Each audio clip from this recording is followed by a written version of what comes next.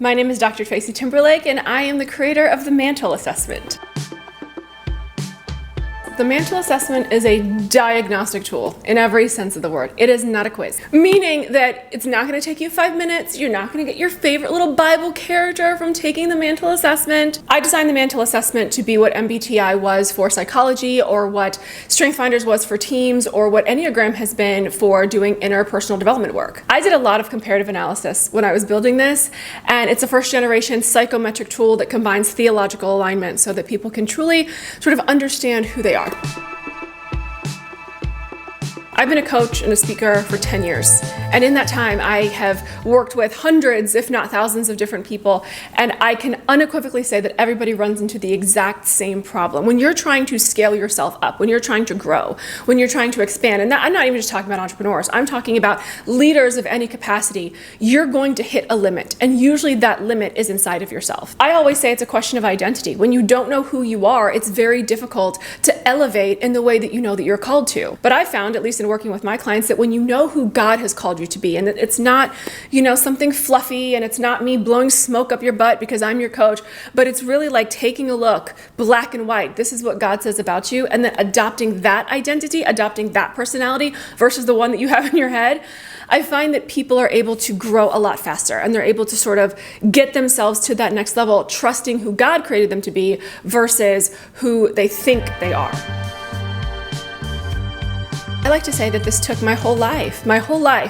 It took me to build this. And even now, I'm still kind of in shock that I did it. And I'm saying that in the humblest of ways, but not in a false humility way. Really and truly, if you know me, you know that false humility is not my thing. I do take ownership of the things that I create, and I'm very proud of everything that I've created. But when it came to building this out, it really did feel like a God thing. It was not my idea. It was not my idea to build something that would then be released into the public spaces and into churches and into organizations, and other coaches are using it for their clients, and that was not my intention. I built a lot of things for my people, and I'm very okay with that. And so when I say it has taken me my entire life to build, it's because I think it did. I think all of the things that I have gone through, or the things that I've studied, I can look back.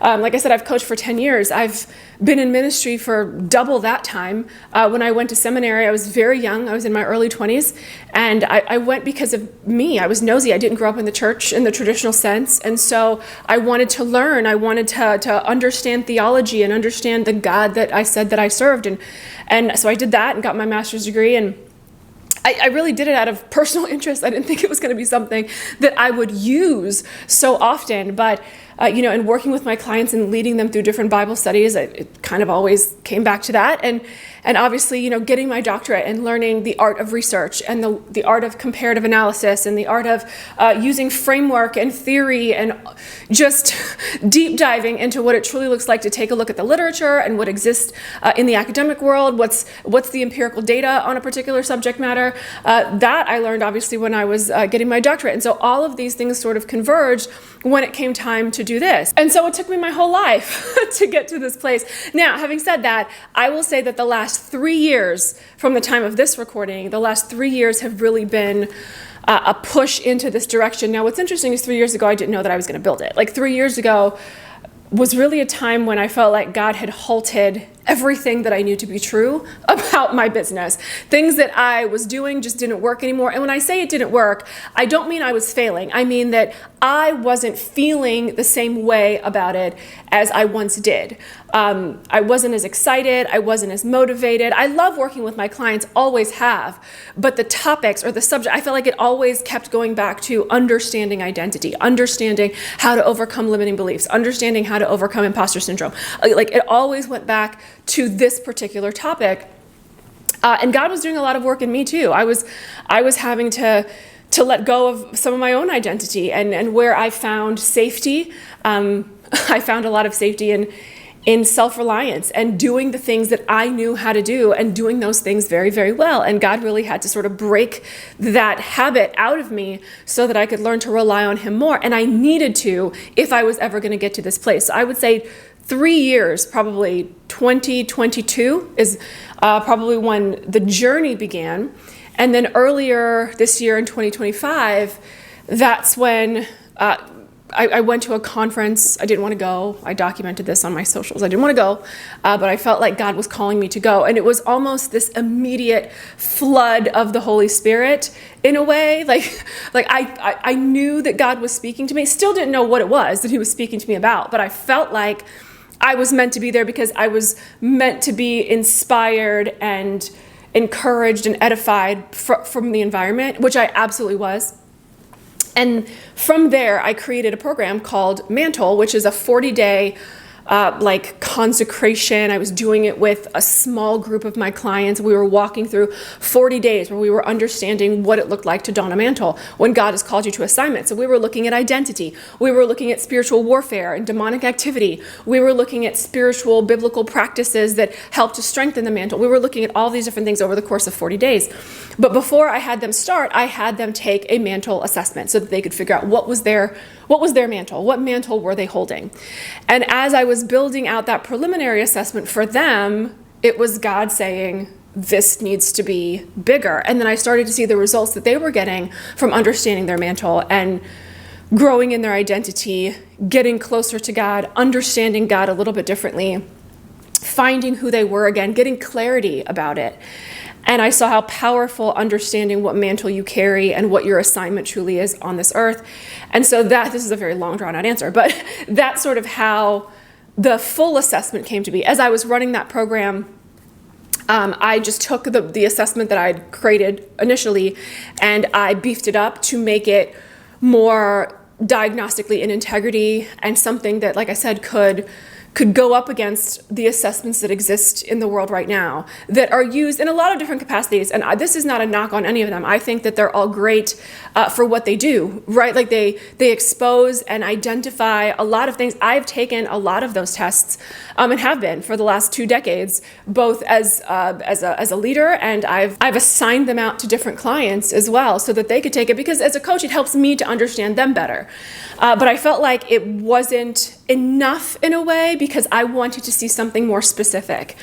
I wanted to see God's fingerprint in a way that wasn't necessarily revealed in some of the other assessments, but I also wanted to see the activation of that fingerprint. And so that's really what this assessment does, is it doesn't just help you to identify something and go, oh, well, that's cute, that's nice.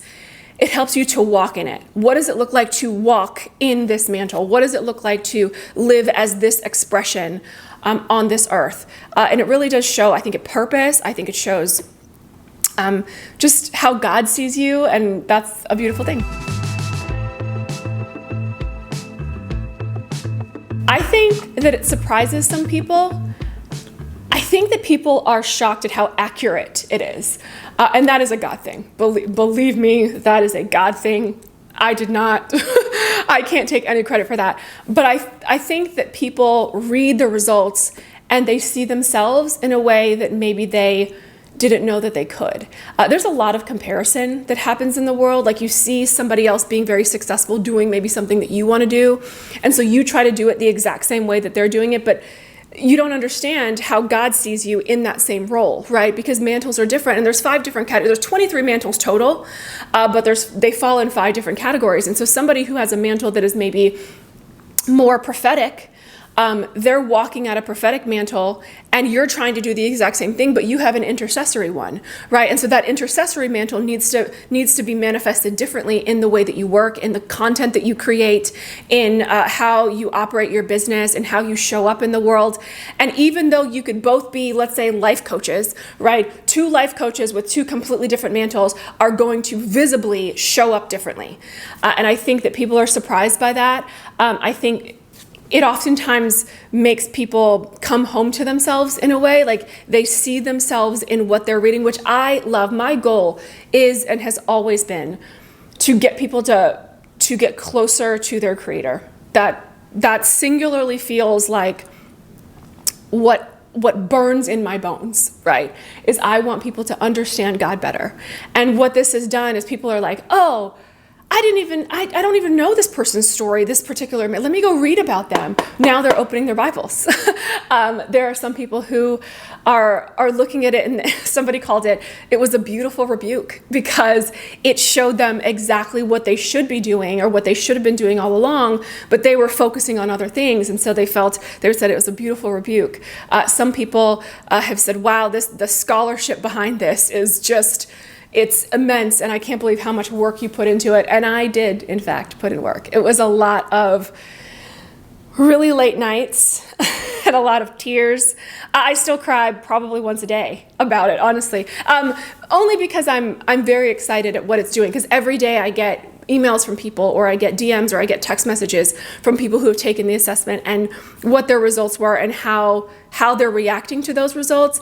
And it's so heartwarming and so inspiring. I can't believe that God is doing this amazing work through this work. I mean, I can believe it, but also it like I said, it's very humbling. I feel, even though I say I'm the creator of the Mantle Assessment, I very much feel like a steward of something that was always meant to be. And it was just this time and this place that God allowed me to do it. I also think that people can feel activated in a way that they may have never felt activated before. Because everything that exists inside of the report, it kind of walks you through, here are your strengths, here are your weaknesses, here are some disciplines you need to practice, here are some expressions of what this looks like in the real world. Here's a devotional so that you can just dive right into understanding what this mantle truly looks like. So I think that you feel active, like there's something for you to do.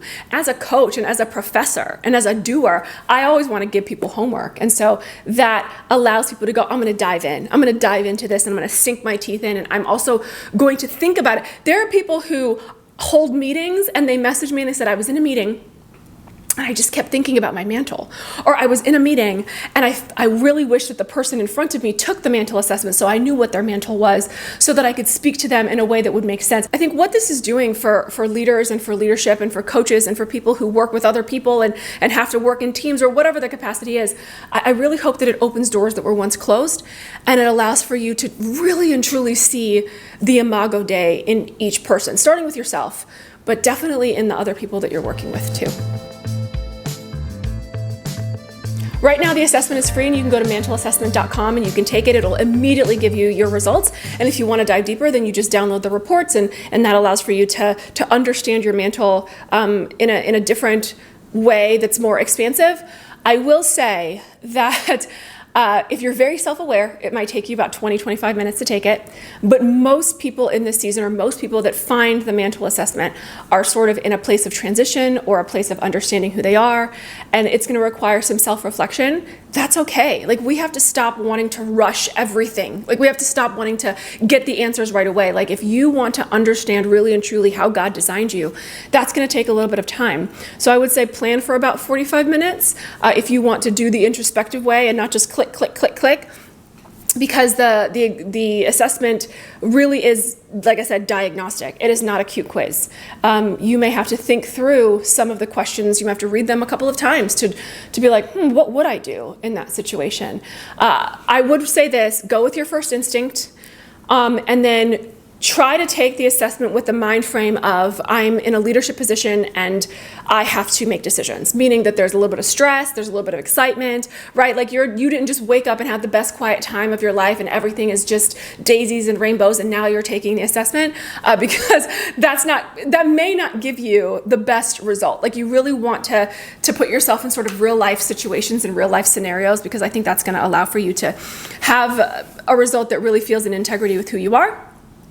And I would love, love, love if you would email me back or type down below in the description box what your mantles are, and then sort of what you think about that and how you are living that out and how it's allowing you to have a different framework for the choices that you make moving forward. One of the things that I told my clients that were going through the 40-day mantle consecration period is I said, start to learn to look at everything with mantle-level eyes, because that's a different way of looking at the world. If you know that there is an assignment on your life and you know that this is the purpose for which you were made, that God gave you this purpose since before the foundations of the earth. He knew that this is what you would carry.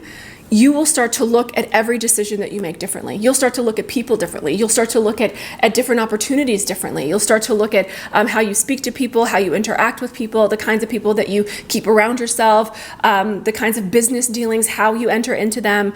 I think that you'll start to look at them differently. So start to look at things with mantle level eyes. And I wish you the best.